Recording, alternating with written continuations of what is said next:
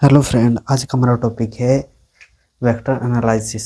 इसके महत्वपूर्ण रिजल्ट पढ़ेंगे, जैसे कि number 1,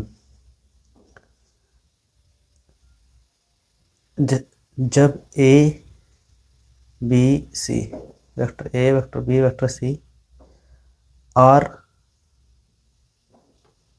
non coplanar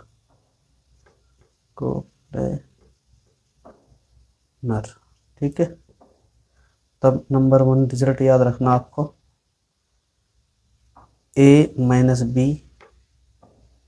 B minus C और सी माइनस ए, इसकी वैल्यू होगी डायरेक्टली 0। और दूसरा रिजल्ट याद रखना है, ए प्लस बी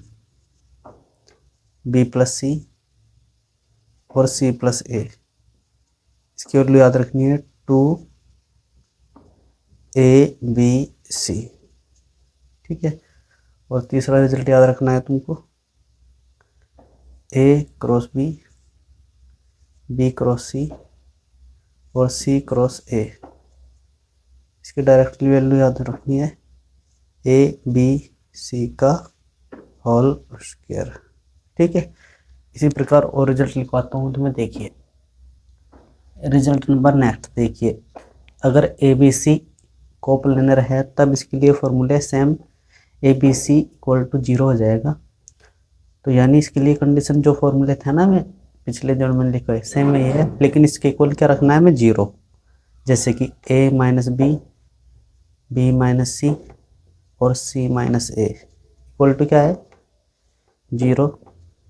इसी प्रकार दूसरा क्या हो जाएगा, ए प्लस बी प्लस सी और सी प्लस ए, ये भी क्या हो जाएगा 0, क्योंकि इसके बराबर ये फॉर्मूला बताया था ना मैं तुम्हें, इसके जैसा एक फॉर्मूला था। क्योंकि इसका मान 0 है तो इसका मान भी क्या हो जाएगा 0। तीसरा हो जाएगा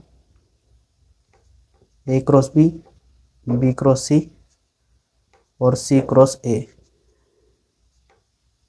ये भी क्या हो जाएगा 0, क्योंकि इसके बराबर इसका स्क्वायर बताया था पिछले उसमें फॉर्मूले में।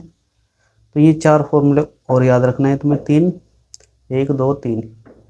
इसके ऊपर हम कुछ क्वेश्चन करते हैं, देखिए जो कि यूपीटीजीटी में है। देखिए अब करेंगे क्वेश्चन नंबर 1।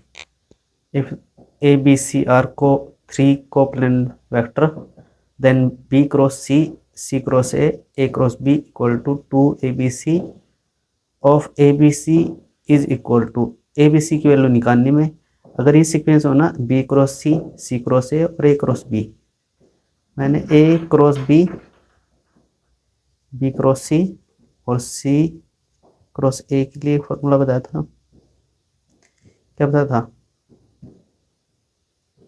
ABC का होल स्क्वायर, ठीक है। क्या बताया था, ABC का होल स्क्वायर।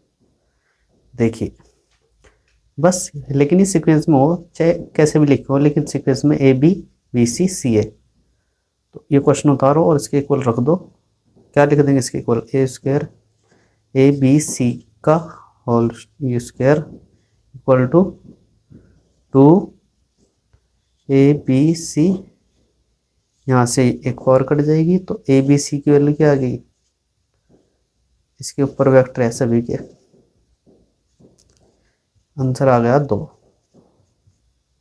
ये वाला।